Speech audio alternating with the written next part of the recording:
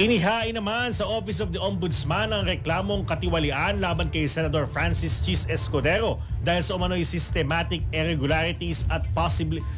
posibleng malversation na tinatayang aabot naman sa 352.6 million pesos noong termino nito bilang gobernador ng Sorsogon. Sa isinampang reklamo naman ni Attorney Eldridge Marvin Aceron, tinukoy nito ang mga natuklasan ng Commission on Audit o COA na mga questionableng paggastos ng Sorsogon Provincial Government noong si Escudero pa ang gobernador.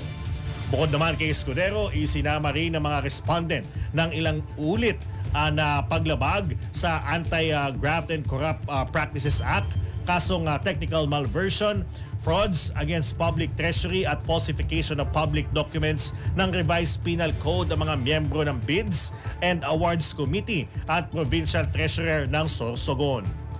Kabilang aniya sa mga questionableng transaksyon ay ang 100 milyong piso ng overlapping infrastructure contracts na iginawad sa parehong kontraktor na may parehong mga tauhan at equipment, Typhoon Relief Fund na hindi pinatutupad sa loob ng 6 na taon, gastos sa mga janitorial at laundry contract na sinuportahan ng falsipikadong dokumento at iba pang kaso. Noong nakaraang buwan naman, nagsampa rin si Aceron ng ethics complaint laban kay Escudero sa Senado kaugnayan ng umano'y pagtanggap ng campaign donation mula sa isang kontraktor.